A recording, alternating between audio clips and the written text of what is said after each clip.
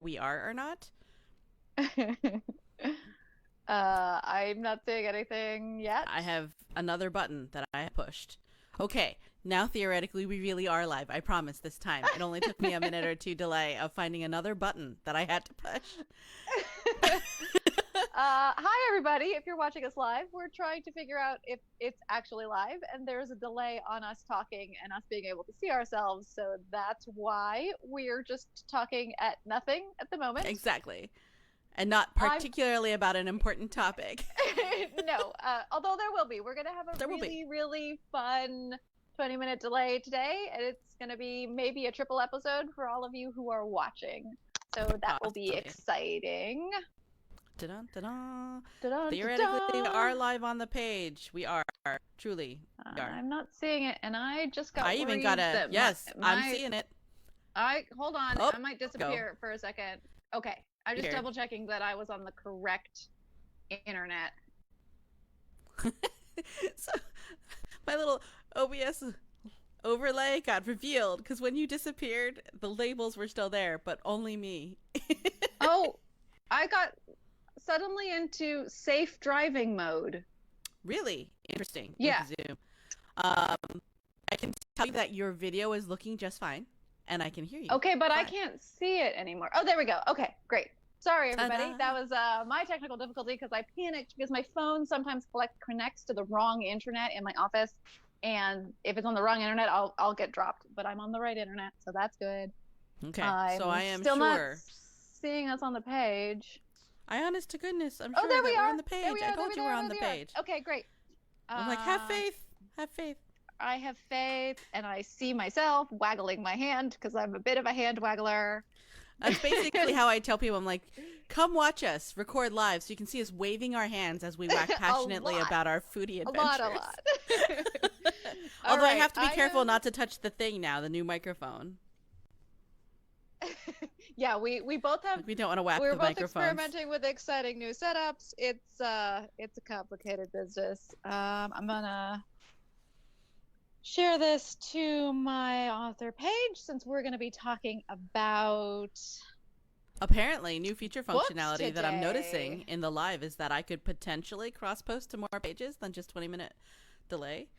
Oh yeah. If you log into the Facebook as your personal identity, you can share it outside. You can share to your own author page, stuff like that. But, all right. Okay. So Piper's gonna talk while I do that. Okay. I can theoretically post to both your page and my page. Did you know I had access to your page? You're posting to your page. Aren't you a lucky duck? Well, only through, I think, live through 20-minute delay.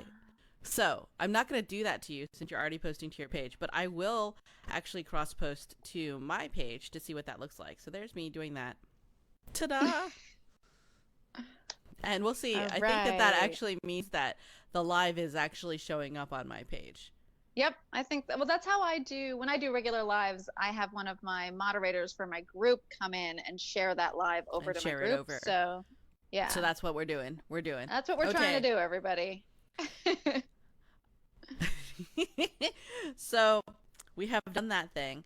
So a little bit, and I think we have about 2 viewers now-ish, between, I think, your viewing as one of them, and we have somebody else. But either way, nobody's posted in the chat yet, but we can see the chat. So for those of you who are tuning in live who want to chat at us, please feel free to chat in our direction as we're recording.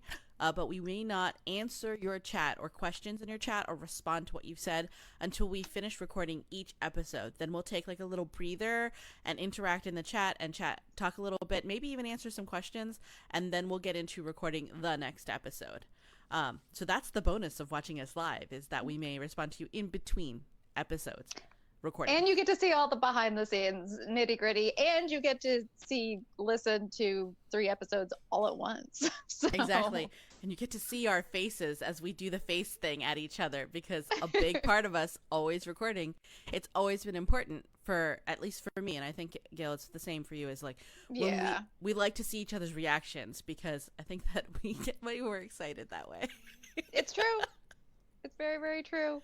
All right. I have also shared with the 20-minute delay group. Sweet. And there we go. Okay. Good. I think we're ready to move on from that part of this process. Yeah, I think we are.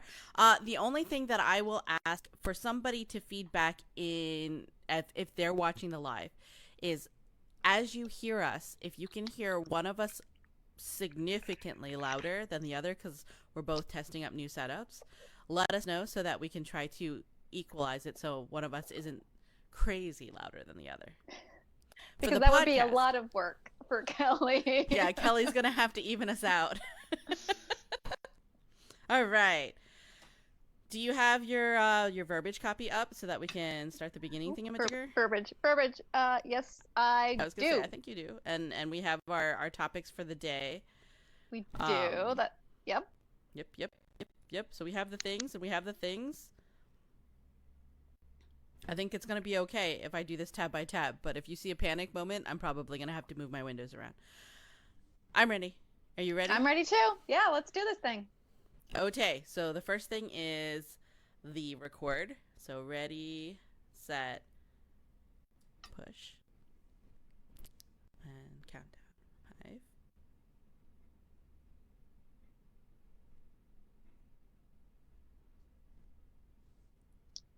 Hi, I'm Gail Carriger. And I'm Piper J. Drake. And you are listening to 20-Minute Delay, a podcast about travel. Because travel never goes how you expect. And I think the opener went a little differently this time, too. But today, we're actually going to talk about books we love that feature travel or that have a strong sense of place. So I took this when we talked about this topic, and we're doing this topic because we are not actually traveling at the moment. Surprise, surprise. But we chose the topic because I was thinking about books that made me want to visit somewhere. That really, like, I picked up the book and it just transported me to a place, and I was like, oh, I want to visit that place. And for me, this also means books that fulfill my criteria of books I like to read. So I like warm, comforting books, tend to have happy endings, often have a romantic thread. So when I'm giving my book recommendations, keep that in mind, that I also have those criteria. What about you, Piper? What were you thinking when we talked about this? I was thinking of not only places that give me a strong sense of, oh my gosh, I want to visit there, but also ones that as I was reading the descriptions, it almost felt like I could close my eyes and smell the place and hear the place and hear the sounds. Like, and maybe it wasn't someplace I wanted to visit, but in the moment of the story, it was that perfect scene that pulled me into the book.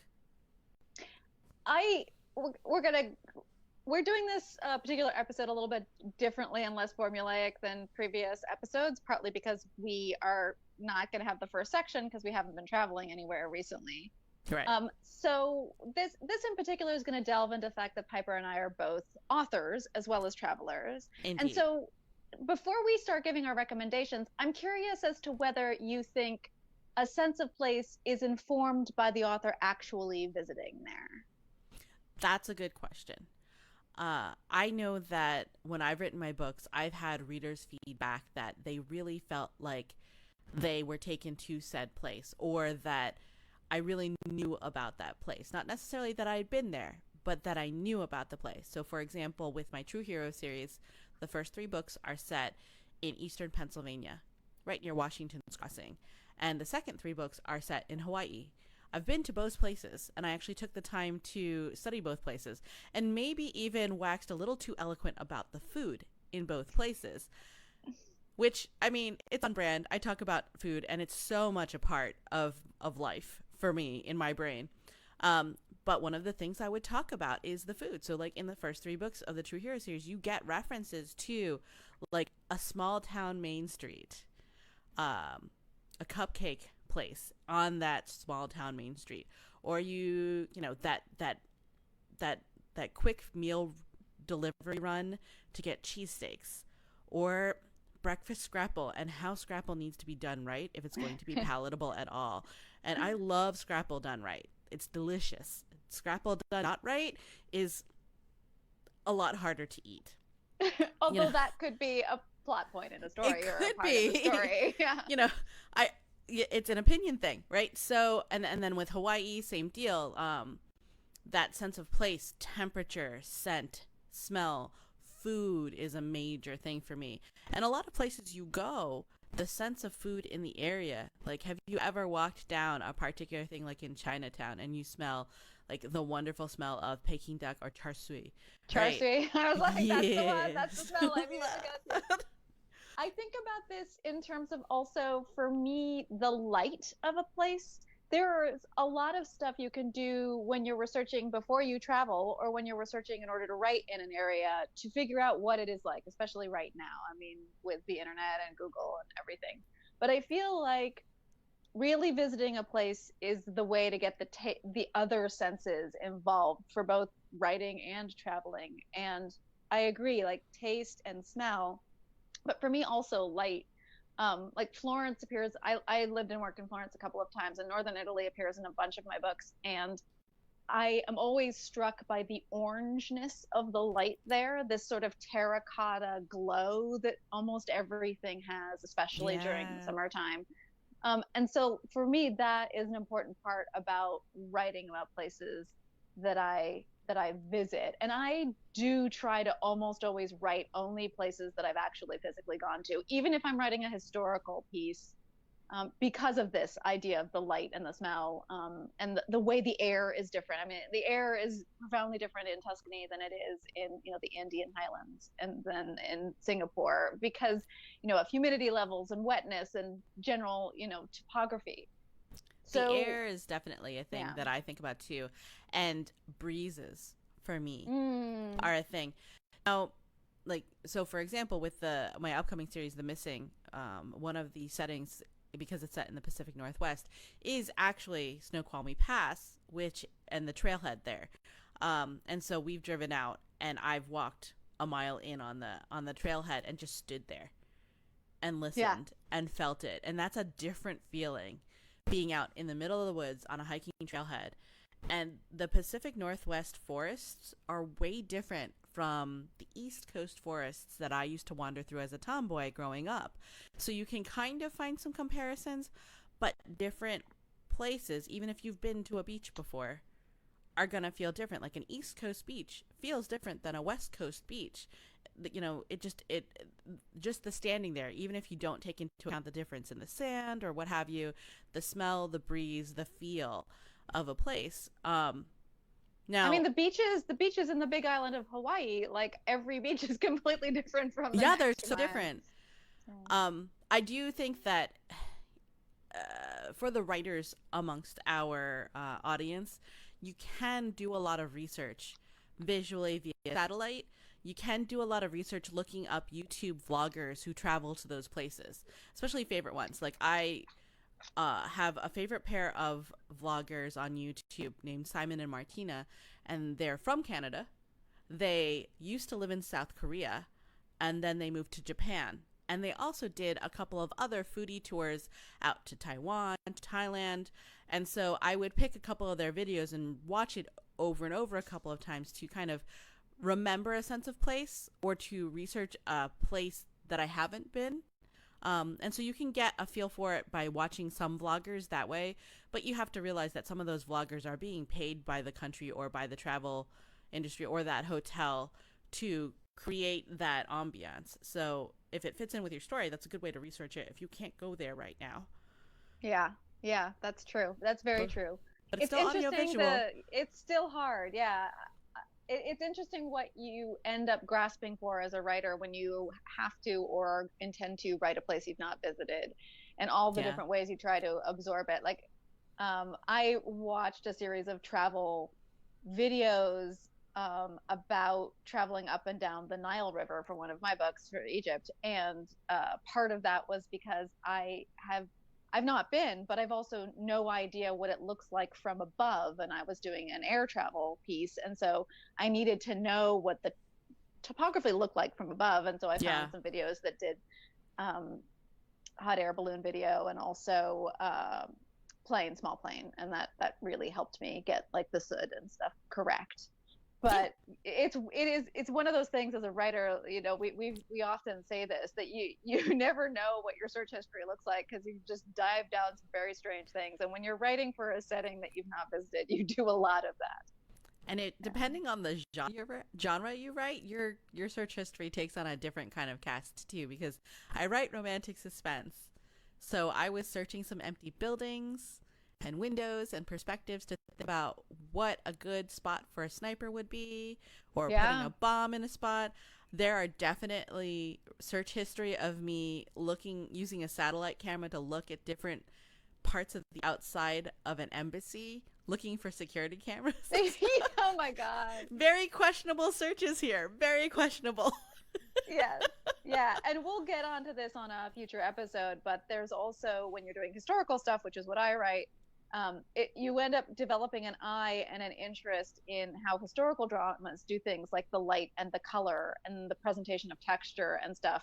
And I get very critical of, for example, Austen films, because they don't feel like England to me, or something. Because I'm like, no, it doesn't even feel like England now. And it can have been filmed in England. And I'm like, it's just like too bright, or the light is just too fake. I don't know. Yeah.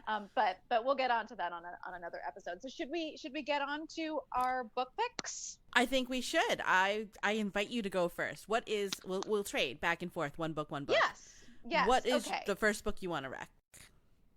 So, in line with Egypt, the first book that I'm going to recommend is an Egyptian set book. It is a fantasy book written by Judith Tarr, and it's called Lord of Two Lands. It's a bit of a cheat because it is a historical, so I'm not sure how well it represents the modern topography, but it does involve various different places within Egypt, including both the Delta area, a bit of the Nile, and then also going out into the desert, which I really liked. And I think she's very good on her historical details as well. It's a retelling of part of Alexander the Great's life from the perspective of an Egyptian priestess. And it's just, Tarr has a very particular way of writing. She uses a lot of fragmentation and very short sentence structure, which I happen to really love. And it's very evocative.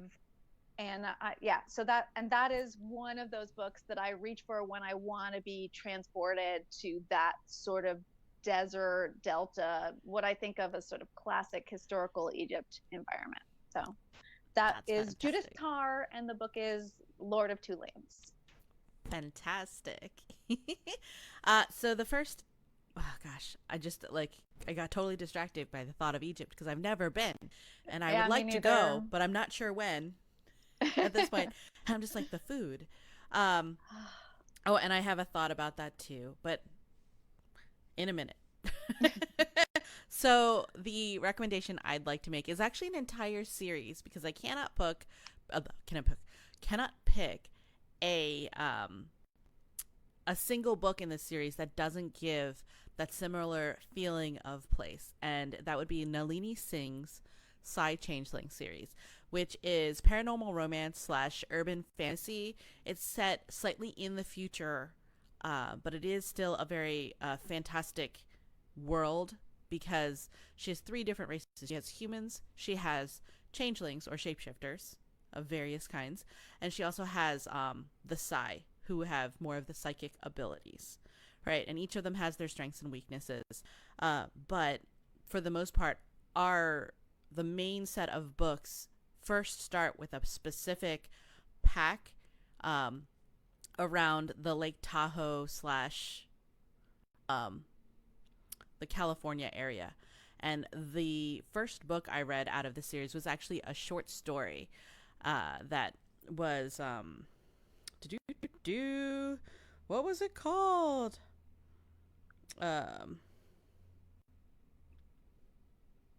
Oh my goodness. I'm failing. It's terrible. The anthology was called The Magic Christmas Cat. And it was, oh goodness gracious. For some reason my Kindle just died and isn't showing me which one it is. That's enough to figure out which one it is. Yeah. It's Nate and Annie's. And what ends up happening is Nate invites Annie out to the woods for a walk into the woods of Yosemite. And this incredible feel of the deep woods and how some people react not as well to being in deep, wild woods as other people might. Really love it. Some people just feel too exposed, or they feel that the quiet is too loud.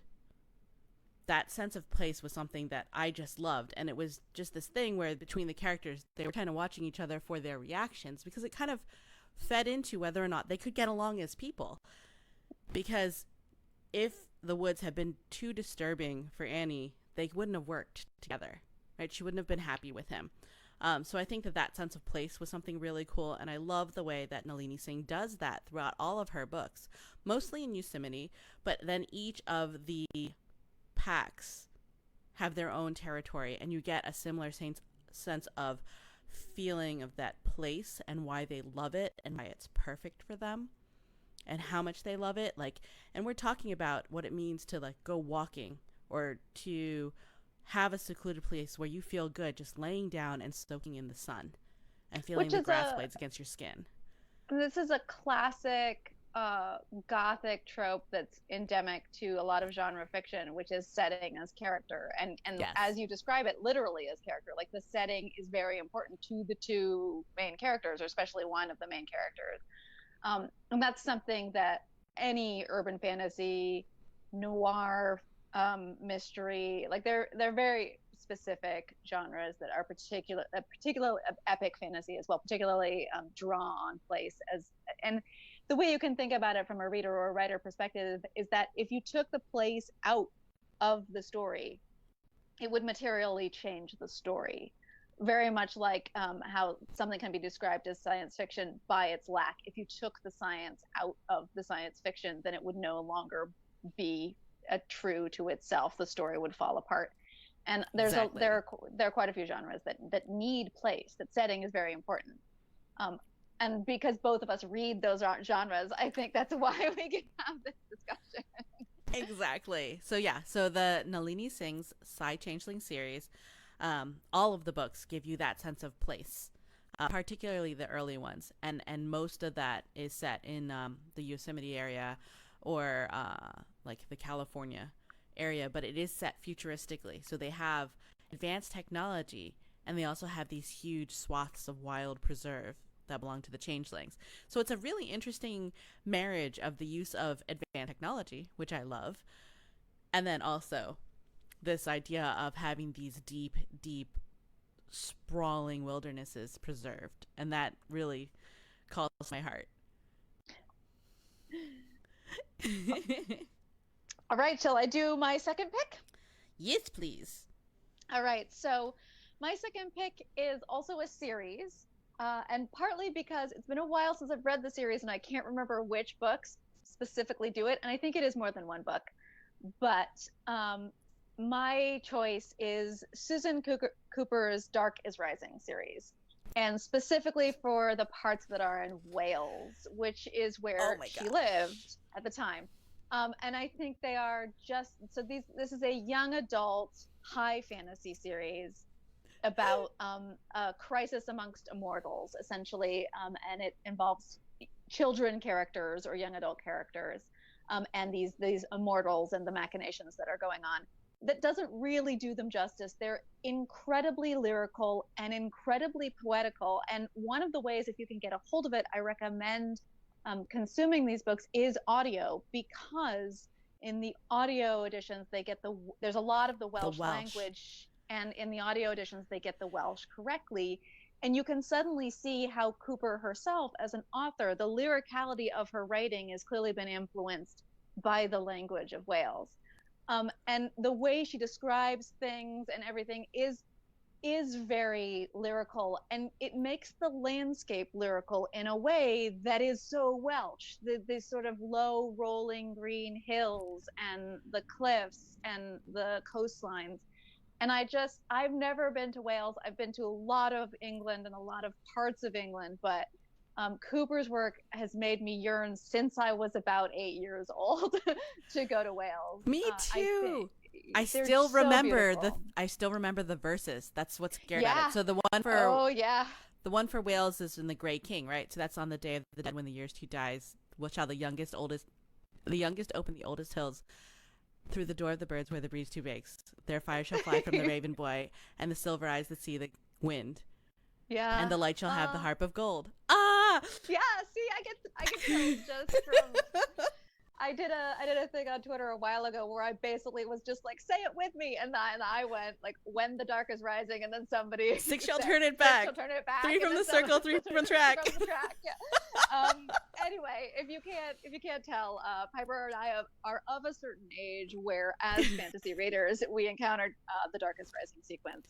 We are of a certain age. That's a graceful way to say that.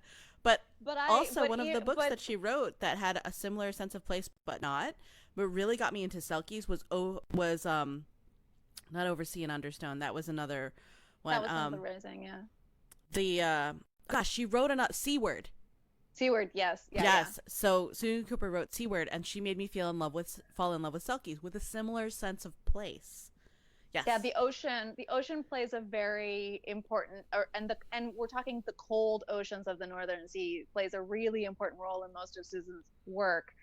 And I grew up on the California coastline with the cold Pacific, and I'm an ocean swimmer. I love the ocean very much, and so I think that also really drew me to her work. So that's my second recommendation, and it stands as a recommendation. I don't care how old you are. If you've not read these books, you should read these books. They're amazing. But if you have a kid of the right age to pick up Cooper, now is the time. The dark is rising, and we need the six to turn it back. So give these books to your kids. Any library will have them, and I just can't recommend them highly enough. Yeah, I agree. Gosh, I just got chills. I'm like all sorts of remembering the verses. Yeah. Okay, so my next is The Forest of 1,000 Lanterns by Julie C. Dow. And the reason for this is because it is fantasy. I think it's even young adult fantasy, but it really, again, with forests, right? And I say that a lot because the idea and the imagery of the travel through forests and then being shut away inside a palace and thinking of the forests, they become kind of a thing you think about as opposed to a setting that you're in. And then life in the palace was hugely descriptive, and the idea of entering a palace and never being able to leave again, which I've seen in a lot of Asian dramas, right? Especially your historical Korean or Chinese dramas.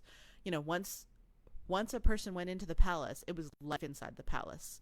You very rarely ever left.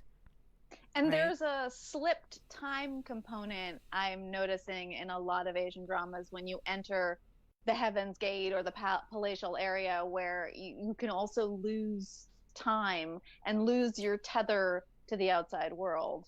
Absolutely. By aging differently or, becoming in a sort of dreamlike state almost. Yeah. And I think that Forest of 1,000 Lanterns was a really cool story because of the travel through the forest to their objective, and then the next stage of the book where their life in the palace. And it also is interesting because it's a heavily Asian influenced second world fantasy, but the actual storyline is intended to be, or is purported to be, sort of an origin story for the evil queen from the Snow White mythology, which is a very Western story. So I was kind of like, I was caught by that juxtaposition. So I'm learning the origin story of the evil queen from Snow White, but this is an Asian influenced second world fantasy. And I'm just like, the food, the setting, the clothing, the fabrics, and also the mythologies that people believe in as they're traveling through the woods, and the creatures and people that they encounter, and the superstitions that those people and creatures believe, was very Asian influenced and had that kind of flavor. Did you get a sense that the author was drawing on a specific woods somewhere? I did feel like that. Like there's a woods somewhere that is like that, or there's a path somewhere that has this feel as you're walking through it, or there was once upon a time. So Yeah, that sounds. highly recommend Forest of a You Thousand really Lanterns. gravitate to forests. Well, that's the funny thing is because I used to really gravitate towards oceans, but I grew up on the East Coast and the Jersey Shore was not my gig. No, Not at all. Like I mean, I even worked at the NJ State Aquarium over a summer, or like several summers actually. So I knew and loved the creatures you could find off the East Coast, but I didn't actually like the beaches at all. So my love of beaches was on family vacations when the family would drive south to the Outer Banks, or we would go to Florida, and I, had the chance once a year maybe to go on a big trip experience to Florida or the oceans around Thailand, right? And so those were the oceans I loved. Those were the oceans that felt good to me, that I liked to go into, that I felt safe going into. Now, granted, in Thailand, I wasn't allowed to go to the public beaches either because I was a good Thai girl from a very conservative family. So I was only allowed to go into the ocean at the Thai naval base, which is pristine and beautiful, but there was nobody there. Like, it was pristine, it was beautiful, and there was, very not crowded. And instant medical access if needed. Which stories abound. But yeah, no, so my favorite oceans were never at home. Because I hated the Jersey Shore. When my friends were like, let's go to the shore, it was this terrible, terrible road trip for like 2-4 hours of your day, going and coming in terrible, hot, awful asphalt smelting traffic, and then you get to the beach and it's super hot and you're literally staking out a postage stamp sized spot to put your towel, and then somebody's always got to stay with your towels or someone else is going to encroach on your spot, and you're going into the water, and the water's very, very, because of the continental shelf, very churned up with sand. And so you go out into the water, which is lovely, waves, what have you, and then come. And I'm of a certain age where we had a lot of incidents where hypodermic needles and stuff were being found on the beaches. Oh no. Right? So then the impression of whether the water was actually clean or safe was impacted. So yeah, my impression of oceans is definitely a vacation thing to be enjoyed. That's interesting. Mine is working. I was a lifeguard for years, so coastal lifeguard. So I grew up, on the beach surfing and that sort of thing. So you had fun watching Baywatch. Oh my God. And I always have to say, because I'm from Northern California, not Southern California, and because I did lifeguarding a long, long time ago, and because of the undertow situation where I lifeguarded, we were a board rescue operation, not a tube rescue operation. So I never ran down the beach clutching a big orange thing. I ran down the beach holding a longboard in order to pull people out. Just so you know. Anyway, I'm gonna move us on to my third pick. Please. Shall we? We'll just do one more each. I think so. So this is a bit of a cheat but we didn't really discuss whether it had to be fiction, because my final choice is actually a memoir. But it still satisfies my criteria of being fun and funny and lighthearted and warm. And so please don't blame it for being a memoir. And it is My Family and Other Animals by Gerald, Daryl. This is also a bit of a vintage pick because at least the first book takes place before World War II. And it is about a British family, a mother and her children, a single mom and her kids, who uproots her entire very eccentric family and moves them all to Corfu in Greece. And their kind of fish out of water experience from then on, told from the perspective of the youngest child, Jerry, who is 10 years old at the time, and who is a rabid naturalist and animal collector, obsessive animal collector. And also the Gerald Durrell, the author, has just some of the best, most humorous turns of phrase when describing setting of anybody I've ever read in my entire life. If you want a masterclass in how to describe setting in a comedic way, then you can open and read the first page of a Jerry Durrell book and you will get an immediate education. So if you read for comedy and you like comedy, particularly situational comedy, because basically this is just a bunch of eccentrics, and then Jerry, who was constantly bringing home like scorpion families in matchboxes and then just putting them on the table and being shocked when his older brother goes to smoke a cigarette and opens a box of scorpions. And then the whole family freaks. It's just constantly that kind of thing. They're just charming books. There are a lot of them. This is just the first one. Gerald Durrell wrote his whole life, basically. So there's several set in Corfu, and then he travels as an animal collector. He works in various zoos, and so he has all of these books. And the animals have just amazing, distinct personalities as well. So if you're an animal lover, they're also a lot of fun. And yeah, but it was the first one, which is My Family and Other Animals by Gerald Durrell, that made me want to go to Corfu. And as with my other two picks, it is a place that I still haven't visited and have always wanted to go to. I have been to Greece, but I've never been to Corfu, and someday I will make the pilgrimage because of Gerald Durrell. So that's my final pick. All right. So my final pick is also set in Europe. It is Silence Fallen by Patricia Briggs. Now, I am a fan of Patricia Briggs. I don't know if we've talked about it on this podcast, but I've talked about it in many, many places. Patricia Briggs is right now most well known for her urban fantasy series, Mercy Thompson series, as well as the spin-off, the Alpha and Omega series. But I started following her back when she used to write fantasy, particularly the Hobbs Bargain and the C&M series, because of the way that she described setting. And in Silence Fallen, Mercy is kidnapped and ends up in Europe. But in particular, when Mercy finally escapes her kidnappers, gets on a bus, doesn't know where she's going, wakes up. Now, Mercy is, for those of you who are not familiar with the series, a shapeshifter of type, not a werewolf, but she turns into a coyote. And that's why she was able to hide on a bus. Coyotes can hide in a lot of places. So in any case, she ends up in Prague. And it had never occurred to me to want to go to Prague. I'd seen it in movies and stuff like that, and I was like, meh. But then Patty described Prague, right? She described Prague through Mercy's eyes, and the people, the place, the feeling, the food, and the fact that Mercy finally finds safe harbor and relative, for the storyline, safety, because a small child is having like a bit of a lunch from a bakery and is smiling at her, and the main character Mercy is smiling back, and that food smells delicious. She describes how this food smells delicious, but also the food smells like werewolves. So she asks where the bakery is. She goes to the bakery, and it's a bakery run by werewolves.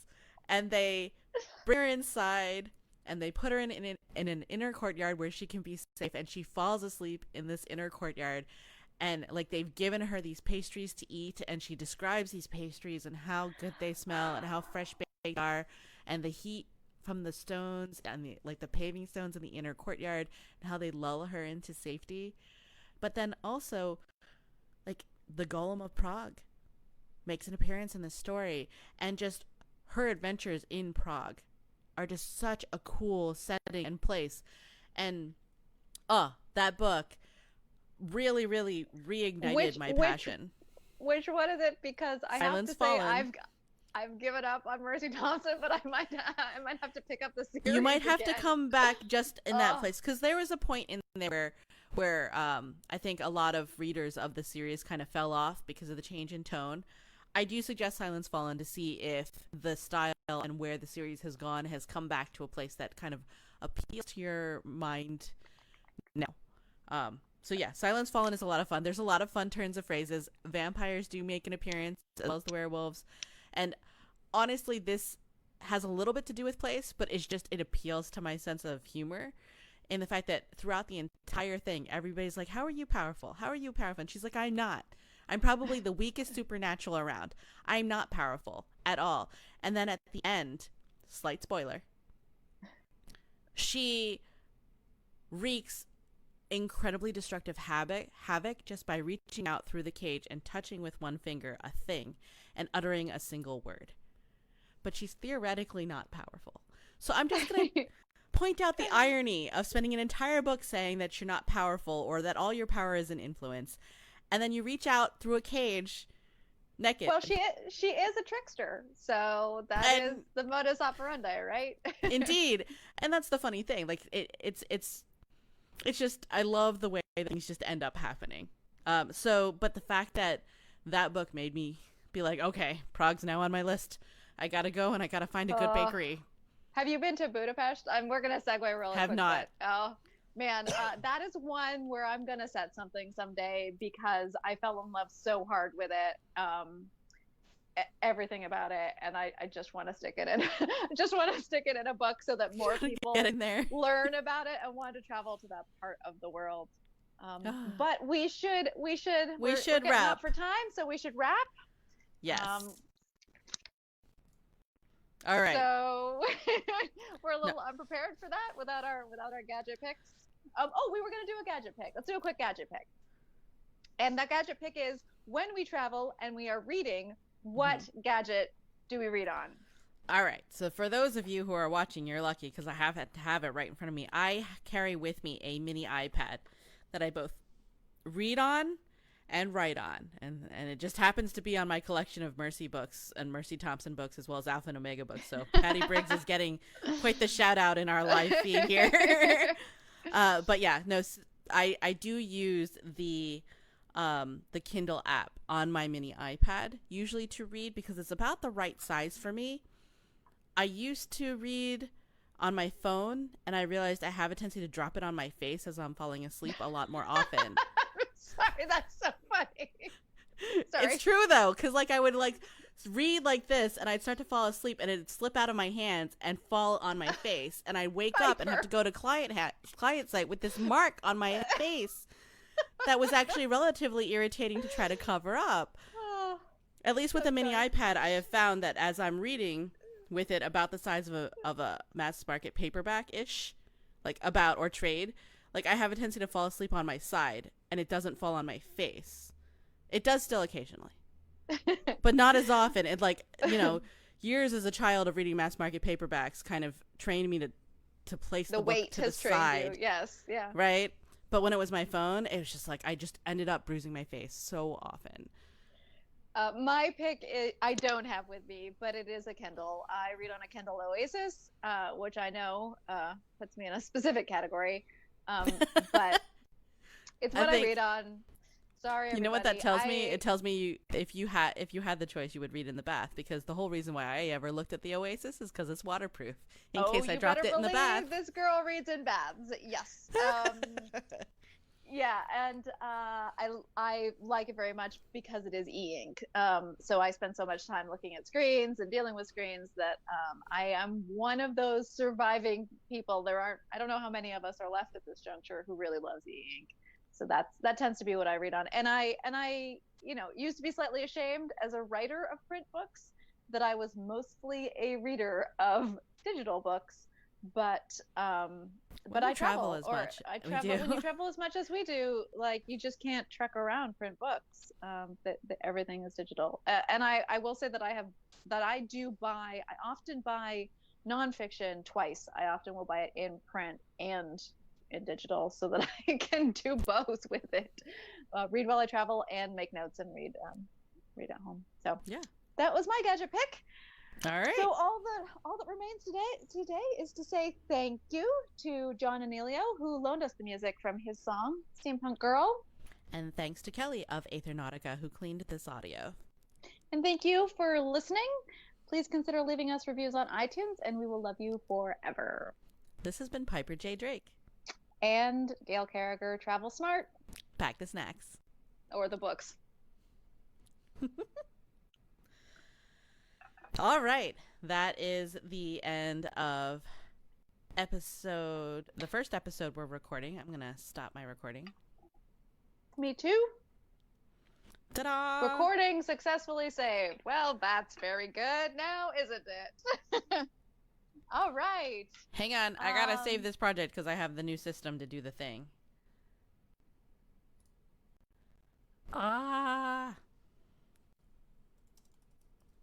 And we have some comments. We do. Yay, that's great. Things are happening on the live. Hi, everyone on the live. We've stopped recording so I can say hi to Charity and Amber. Hello. Indeed. Good to see you both. Hello. Do we need to take a break, Pepper? Or are you ready to just go straight into the next one? Let me export this audio real quick, just so that I have done that. And...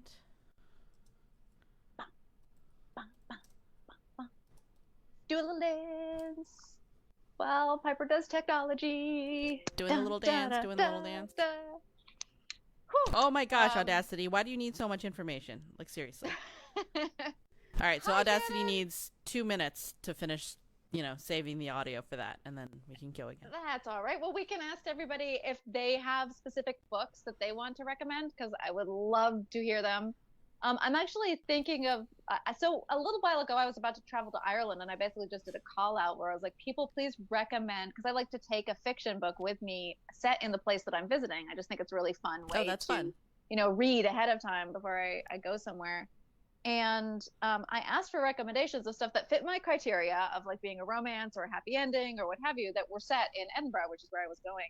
And man, did I not find, like, I struggled and could not find anything that really like worked for me as a book. So I've been thinking for a long time about putting a blog post together that basically just has like books for places. Like if you're going to travel to this place, I really want like Book Riot or somebody to do a series like this.